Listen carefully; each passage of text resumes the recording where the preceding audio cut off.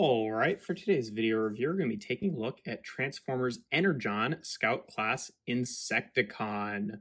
A very neat little figure here. Obviously turns into a little rhinoceros beetle. Now, in the show, the Insecticons were basically just like drones, so this wasn't really a singular character. This was more just like a troop builder type thing, as a lot of the Decepticon Scout class figures were in Energon. But yeah, he's a pretty neat little figure. Now, one of the gimmicks that they had in the Energon toy line is the accessories that they came with. They came with these little clear plastic Energon chips and then a place for you to plug it onto the figure. And it doesn't really do anything when you plug it on, but you're supposed to role play that, like, when you have the Energon chip plugged on, then it like summons these like Energon weapons, right? So it's like, you know, unlike the gimmicks in Armada and Cybertron, where you had the Minicons and Cyberplanet keys respectively that actually unlocked some spring-loaded gimmick, the Energon chips were really just like more of like a play feature type thing where you're just sort of supposed to make believe that that's what's happening, which is fine, honestly.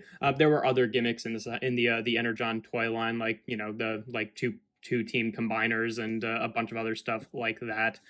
So yeah, what you're basically supposed to do is you've got a couple different pieces here. You've got this like little sword here, and then you've got this little kind of Gatling gun type thing, which actually has some rotation there. And what you can do to store it in this mode is you can take the little sword here and actually plug it onto the front there, and take this whole thing and use this peg right here, and it'll just go into this hole on the head here. So you can plug it in like that, and then kind of prop it up with the rhinoceros beetle horn there, and he turns into a little sort of drill tank bug there, which I think is pretty cool. And then you can also plug this on top there, which actually helps hold it in place a little bit. And yeah, that's a pretty neat look. I mean, I personally kind of like the look of the bug without it, but as a little armored up mode, I think that that's a really neat feature. And then, you know, in the show, it's like, okay, this rotates, so they were kind of like little drillers, so they would be mining for Energon and stuff like that, which is a pretty neat little feature there. But yeah, that's pretty cool as accessories go.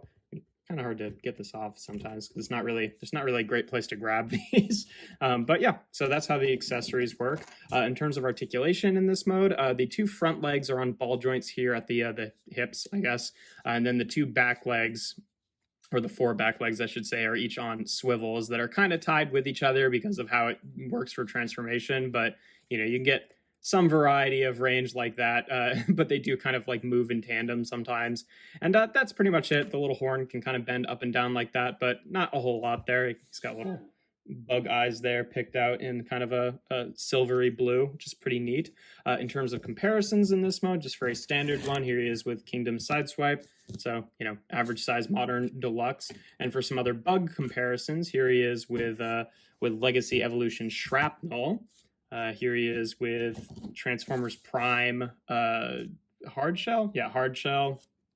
And here he is with Beast Wars Insecticon, just for a variety of other beetles there to show him off with. But yeah, in terms of transformation, some neat stuff going on here. I really like how the back legs work, because basically you end up kind of like tabbing them together and combining them and then bringing them down like this, and they'll actually sit inside these sections to become the robot mode legs, which I think is pretty neat. And then you just untab them from these sections here, which then allows you to take these and kind of split the shell here and then rotate it up just like that.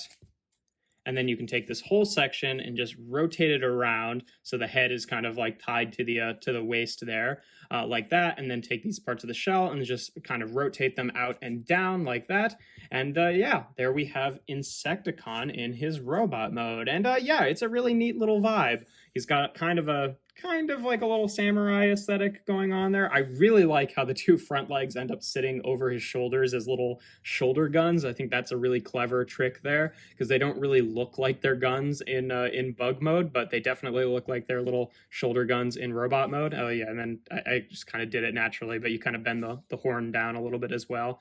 But yeah, no, pretty cute. Now I'd say the one area in which this guy really suffers is he's lacking on a lot of articulation points. There is technically nothing at the head. I mean, the head can rotate, but it rotates with the waist. So if you kind of use the you know, a head swivel and a waist in tandem, then he can do that, but he can't move those independently of each other. So that's not nothing. That can be used for some poses, and I do think that you know, helps make him a little bit more dynamic, but it's not how it would typically work. The shoulders here can just swivel around like that before they kind of bump into the you know, the ball joints where the back, or the front legs, I should say, rather, are. And then they can kind of hinge out to the side like this. And then there's only a swivel at the elbow, no proper elbow joint.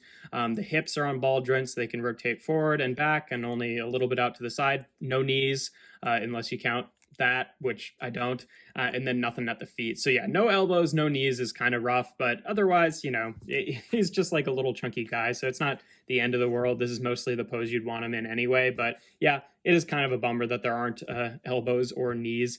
In terms of the accessories, obviously we can take the little Energon chip and still put it on his chest like before. You can hold these either together or separately, so if you want him to hold it as like one big trill weapon, you can definitely do that, or alternatively he can hold it as a gun and then hold the other side as a sword, which is pretty cool. Unfortunately, like the way that this plugs in, there's not quite the clearance for it to actually sit straight in his hand. It always sits at kind of like an angle like that, which I don't think is great, but whatever. And there's really also nowhere to store this. I mean, I guess you could could you maybe get this to store on the back here?